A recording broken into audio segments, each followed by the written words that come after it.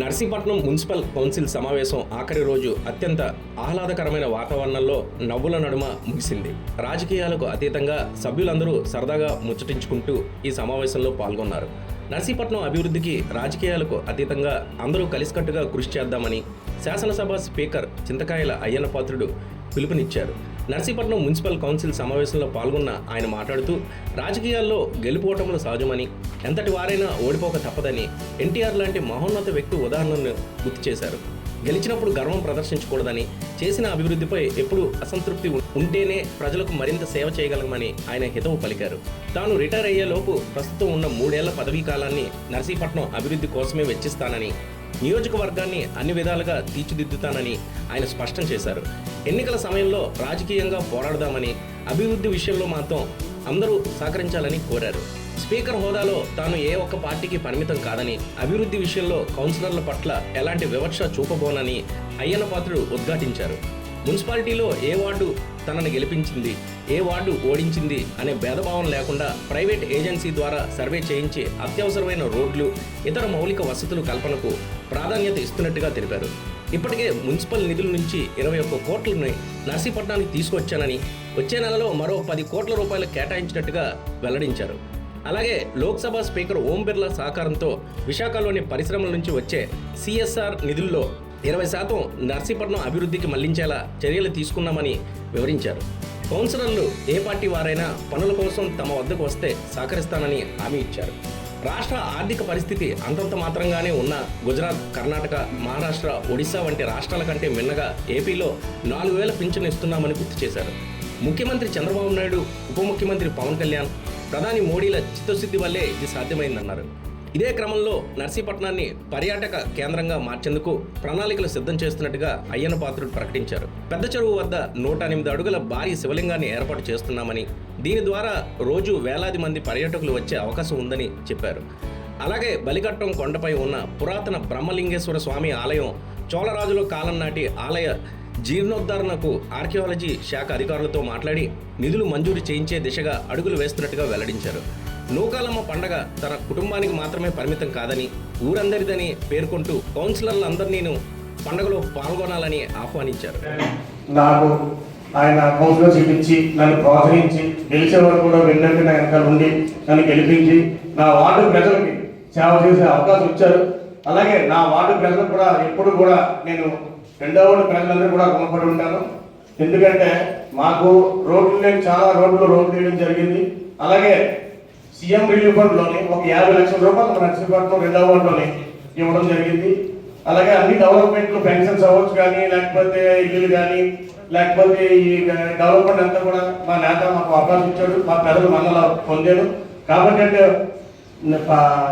నర్సీపట్నం మున్సిపాలిటీలోని ఒక ఉన్నతమైన స్థానం కల్పించిన మా ఎమ్మెల్యే శ్రీ పెట్ల ఉమాశంకర్ గణేశ్వరికి హృదయపూర్వకంగా నేను ధన్యవాదాలు తెలియజేస్తున్నాను.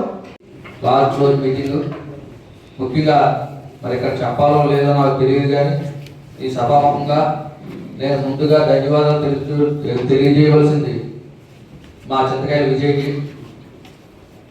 నాకు సీట్ ఇచ్చేటప్పుడు చాలామంది వెళ్ళి ధనుమతికి సీటు వద్దండి, గెలడం, అక్కడ వాగ్దానం చేయలేడు, అవతల డబ్బులు ఉన్న వాళ్ళు, ఆ అధికార పార్టీ ఉంది, అంటే ఇప్పుడు గవర్నమెంట్ ఉంది, ఆయన సీటు వద్దని చాలామంది పెద్దలు చెప్పారు. మా విజయ్ ఒకటే చెప్పాడు, ఎమ్మెల్యే ఓడిపోయాం, పోతే ఒక కౌన్సిలర్ పోతాం. అంతేగాని నన్ను నమ్ముకున్న మనిషి, నేను నమ్మిన మనిషి, అతనికి కంపల్సరీగా ఎవరు ఏం చెప్పినా సరే అతనికి నేను సీట్ ఇస్తానని నా మీద నమ్మకంతో నాకు సీట్ ఇచ్చారు. నేను గెలవడానికి కూడా దోహదపడ్డదైనా జీవితాంతం కూడా ఆయనకి నాకన్నా చిన్నవాడైనా సరే అతని పాదాలకి నా శిరస్సు నుంచి నమస్కరిస్తూ ఆయన రుణం జీవితాంతం కూడా నేను తీర్చుకోలేదని చెప్పేసి ఈ సందర్భంగా తెలియజేయడానికి నేను గర్వపడుతున్నాను. ఇదే సభలో ఆయన గురించి చెప్పాలి కాబట్టి నేను ఈ నిర్ణయం తీసుకొని సభాముఖంగా ఆయన ధన్యవాదాలు తెలియజేస్తున్నాను. అదేవిధంగా అయ్యన్న పాత్రుడు గారు, పద్మమ్మ, మా రాజేష్ బాబు కూడా నాకు అంటే నాన్నకు ఒక అందరికీ మీరు నాకు చెప్పిన ఇష్యూ ఏంటంటే అందరూ ఇక్కడ కూర్చోడం ప్రముఖులందరిలో కూడా అందరూ స్థానికంగా ఇక్కడ పుట్టి, ఇక్కడ పెరిగి, ఇక్కడ ఒక చిన్నప్పటి నుంచి కూడా ఒక సొసైటీ ఏర్పాటు చేసుకునే వాళ్ళే.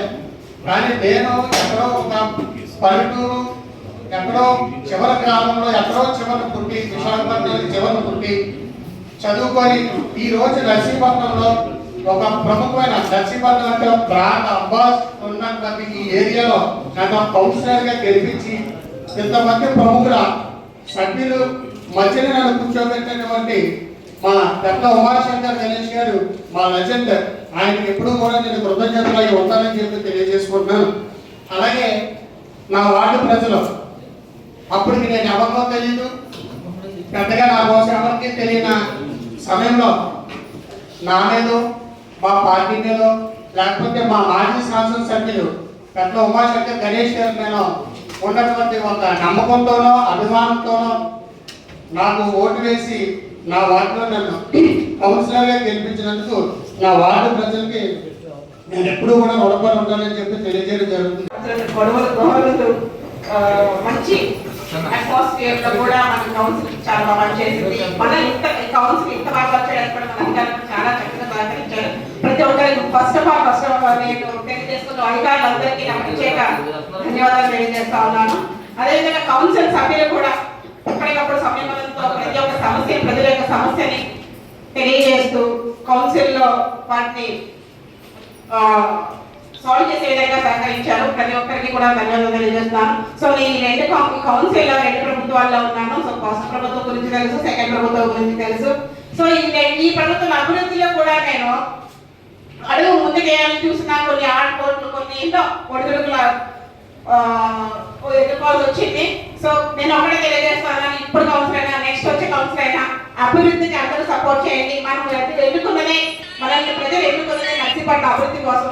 అభివృద్ధి ఏ ప్రభుత్వం చేస్తున్నా దాన్ని సహకరించాలని మనస్ఫూర్తిగా కోరుకుంటా ఉన్నాను. సో ఇంకొక విషయం ఏంటంటే ఆల్రెడీ మనం థర్డ్ గ్రేడ్ మున్సిపాలిటీ దీన్ని ఫస్ట్ గ్రేడ్ గా చేయడానికి ప్రయత్నాలు జరుగుతున్నాయి, అవుతుంది. ఫస్ట్ గ్రేడ్ అయితే కనుక మనకి చాలా ఖర్చు వస్తాయి. సో ఫస్ట్ గ్రేడ్ అంటే థర్డ్ గ్రేడ్ నుంచి డైరెక్ట్ ఫస్ట్ గ్రేడ్ అవ్వడం చాలా గొప్ప విషయం. సెకండ్ గ్రేడ్ కోసమే నేను చాలా ప్రయత్నించాను మున్సిపాలిటీ సెకండ్ గ్రేడ్ చేయాలని. సో డైరెక్ట్ గా మనం ఫస్ట్ గ్రేడ్ వస్తే నర్సీపట్నం మున్సిపాలిటీ చాలా చక్కగా డెవలప్ అవుతుందని ఇప్పటికే మన గౌరవ స్పీకర్ గారు సుమారు కంటిన్యూ అంటే డెవలప్మెంట్ కాకుండా కథ చెప్పడం కంటిన్యూ చేసేవారు. ఆ తర్వాత లక్షపత్రి గారు ఏర్పాటు చేసేవారు, లక్షపత్రి గారు చెప్పుకునేవారు. నేను ఎంఎస్పీ కావచ్చు లేదా ఆయన చేతిలో ఆయన ఎంఎస్పీ అవ్వలేరు, తర్వాత ఎమ్మెల్యే అయ్యారు నర్సీపట్నం. అప్పటికి జనాభా అంతా కలిపి 77 అంటే నేను పుట్టినప్పుడు 77, 74 ఆ టైంకి నర్సీపట్నం జనాభా అంతా 2000 వాటర్స్. అప్పుడు సర్వీ బస్సు పోలీసు కూడా 2200 మంది వాటర్స్ నర్సీపట్నం. అంత చిన్న కుగ్రామం, మనకన్నా మరిగేట చాలా పెద్ద పంచాయతీ అంట నర్సీపట్నం పంచాయతీ కన్నా. ఈ 3 పంచాయతీలు నర్సీపట్నం ఎంతో అభివృద్ధి అభివృద్ధి వల్ల ఇక్కడ మీకు ఇంకా అందరికి చాలా మంది తెలిసే ఉంటుంది. అబీ సెంటర్ నుంచి ఆర్ఎండ్బి రోడ్డు, ఆర్ఎండ్బి గెస్ట్ హౌస్ ఇప్పుడు సమాధానం రోడ్డు ఆ లోపలికి అలా చూసుకుంటే అదంతా ఏమంటారు గ్రామ కంట అంటే ఆ భూములన్నీ కూడా గ్రామ కంటానికి ఉన్నాయి. ఇప్పటికీ అక్కడ పక్క రిజిస్ట్రేషన్ చేసుకుంటూ ఉంటారు. అలాంటి పంచాయతీ చిన్న పంచాయతీ, అలాంటి పంచాయతీని గ్రేడ్ 1 మున్సిపాలిటీ వరకు ఇప్పుడు ప్రజెంట్ అవుతాయి. గ్రేడ్ 1 మున్సిపాలిటీ వరకు అభివృద్ధి చెందిందంటే అందరూ కృషి ఉంది అందులో. చాలామంది అన్ని పార్టీలు, కాంగ్రెస్ పార్టీ అవ్వచ్చు, తెలుగుదేశం పార్టీ అవ్వచ్చు, లేకపోతే వైఎస్ఆర్ తక్కువగా వచ్చిన వైఎస్ఆర్ కాంగ్రెస్ పార్టీ అవ్వచ్చు. ఈ అందరూ కూడా అందరూ తలొక పార్టీలు కానీ అధికారులు కానీ అధికార పక్షం కానీ ప్రతిపక్షం కానీ అందరూ తలో చేసి నర్సీపట్నం వరకు అభివృద్ధి తీసుకొచ్చారు. అలాగే ఎప్పుడు ఎక్కడా లేని ఎడ్యుకేషన్ సొసైటీ ఏర్పడింది నర్సీపట్నంలో.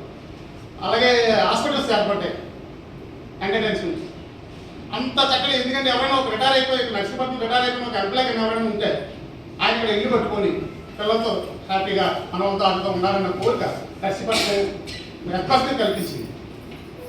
ఎందుకంటే అంత చక్కటి ఇన్ఫ్రాస్ట్రక్చర్ తయారైంది నర్సీపట్నంలో. అంటే ఇది ఒక రకంగా చెప్పండి అంచేత ఆ విగ్రహాన్ని స్టార్ట్ చేశారు, అందరూ సహకరించండి. అలాగే నర్సీపట్నం విషయంలో కూడా చెప్తాను, పార్టీ పరంగా నేను వెళ్ళను. ఇంతమందిలో నేను మాటిస్తున్నాను ముందు సభలో, పార్టీ పరంగా వెళ్ళను. మళ్ళీ ఎలక్షన్లు వస్తే అప్పుడు జనం జరిగినట్టు మాట్లాడుతున్నాం. ఎవరు గెలిపిస్తే అది గెలిపిస్తారు, అది వేరు. ఇంట్లో పాటు పార్టీ పరంగా నేను వెళ్ళను. నీరుగా మీ అందరం చెప్తున్నాను. మీరు కూడా అలాగే అనుకుంటా ఓన్లీ నర్సీపట్నం మున్సిపల్ డెవలప్మెంట్ మాట్లాడండి. నేను తప్పనిసరిగా నేను ఉభయ చేస్తాను. పనికి వస్తుంది, 10 మంది పనికి వస్తాయంటే దాన్ని చేయడం కోసం సిద్ధంగా ఉన్నాను. రెండో విషయం ఏంటంటే మనకి బలిగడ్డలో కొండ మీద శివాలయం ఉంది. ఇప్పుడు ఈ కుర్రాడు వచ్చాడు కదా ఈ శిల్పి, ఆడు చూస్తే నాకు ఆశ్చర్యం ఏంటంటే అది మామూలు పుట్టింపే కాదు, దేవుడు దేవాలు పుట్టిన ఒకసారి దాన్ని వచ్చారు. ఆ గుడి చూపించాను, అది ఏంటంటే అడిగాడు, చెరువుదేవిని చూస్తే పైకి కొండ మీద ఏమనిస్తారంటే శివాలయం ఉందన్నాడు. అంత పై శివాలయం ఉందన్నాడు. ఉంది సార్ ఉందని అంటే చూపిస్తారంటే తీసుకెళ్ళారు. వెళ్ళి ఆ స్తంభాలు చూసి ఇలా కొట్టి ఇది కొన్ని వందల సంవత్సరాల క్రితం గుడి అని చెప్పాడు. సోళరాజు పరిపాలన టైంలో కట్టి గుడి అండి. ఇవాళ చెప్పాను కాదు, తెలిసిపోతే అసలు స్తంభాలకు చిత్రలాయకులు తెలిసిపోతారు. ఇదే సార్ రెడీ అయిపోయింది నా గుడి, ఎవరు పట్టించుకోలేదన్నా. దాని సున్నాలు వేయకూడదట, రాయికి సున్నాలు వేస్తారు మనం. ఆ రాయిని సున్నం వేయకూడదట, సున్నాలు వేస్తారు. మీరు ఏం చేద్దాం బాబు దీనంటే చాలా పెద్ద పని అంటే చేయగలరా అని అడిగాడు. అసలు ఎక్కువ అవకాశం ఉంది కదా అన్న. అంటే ఇది ఆంధ్ర రాష్ట్రం చేయలేదండి. సెంట్రల్ గవర్నమెంట్లో ఈ గుళ్ళు పాత గుళ్ళు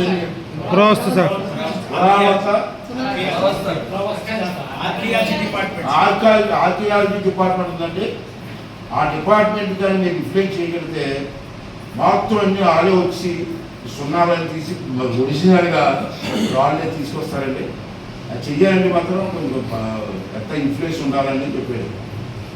సరే ఎన్ని మీటింగ్ చెప్పారే కదండి, మన ఇండో మినిస్టర్తో మాట్లాడి మన ఎవరికి ఓకే అని చెప్పాను. నర్సీపట్నంలో 108 అడుగుల శివాలయ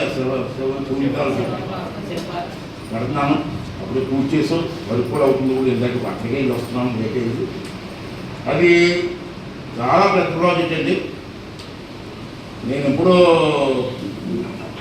ఎక్కడో శివుడి విగ్రహం ఉందంటే ఇక్కడ కేరళలో త్రివేణి దగ్గర విగ్రహం ఉందని సందులో చెప్పాడు. మా అబ్బాయి బాబు చూడమన్నాను.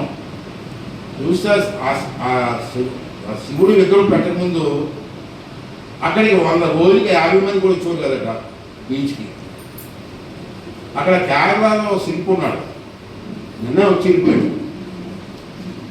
ఆ శిల్పి ఆ కుర్రాడు పెద్ద వయసు కాదు, 33 సంవత్సరాల వయసు కుర్రాడు. అక్కడ విగ్రహం కట్టాడు. ఇంత విగ్రహం కాదు, అది మాది 50 అడుగులు 60 అడుగులు ఉంటుంది. వెళితే ఈవేళ అక్కడ 50 మంది రాని చోటికి రోజుకి 97,000 మంది రోజు విజిటేషన్ చూడ్డానికి. అది నాకు దృష్టికి వచ్చింది. నేను వెంటనే చేశానంటే ఆ శిల్పితో మాట్లాడి, సార్ మా దగ్గర అంటే కడతాను ఒప్పుకున్నాడు.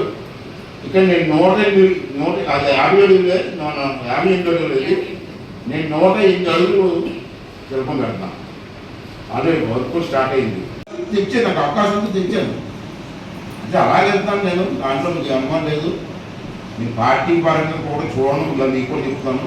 పార్టీ పరంగా చూడండి, రాబోయే 3 సంవత్సరాలు కూడా మీ సలహాలు ఇవ్వండి, మీ సలహాలు కూడా పాటించి మనకి నేను ఒకటే ఆగుతున్నాను.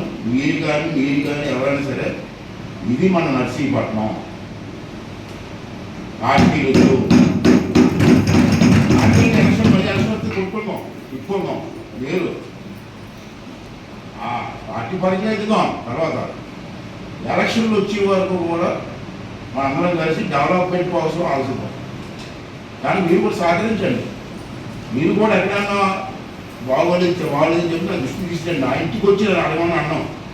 నా ఇంటికి వెళ్ళి కనీసం మీ రోడ్డు బాగోలేదని చెప్పి నాకు ఇన్ఫర్మేషన్ ఇవ్వండి. చేయకపోతే అడగండి, నన్ను ఎందుకు అడగండి, నాకు రిక్వెస్ట్ చేయండి. నాకున్న లిస్టు మీ లిస్టు కూడా కలిసి చేద్దాం డెవలప్మెంట్. దాంట్లో నేను వెనకాల వెళ్ళను. పార్టీలు కూడా చూడండి. ఈ నిండు సభలో అందరూ సర్కారు వచ్చిన సభలో మాటిస్తాను, చేద్దాం. దృష్టి డెవలప్మెంట్ చేద్దాం, దాన్ని సహకరించండి. మరి పార్టీ పరంగా ఇష్టం కొట్టుకుందాం. దానికి మేమందరూ అడిగి మీరు తెలియదు. అంతేగాని డెవలప్మెంట్ విషయంలో మాత్రం మీరు అనవసరంగా బాగు చేయడానికి ప్రయత్నం చేయదని చెప్పి సహకరించండి, అవకాశం సహకరించండి. ఇంకా 3 ఇయర్స్ టైం ఉంది. ఫస్ట్ ఇయర్లోనే 21 పోస్ట్ ఇచ్చారు 2 ఇయర్స్లో. మళ్ళీ వచ్చి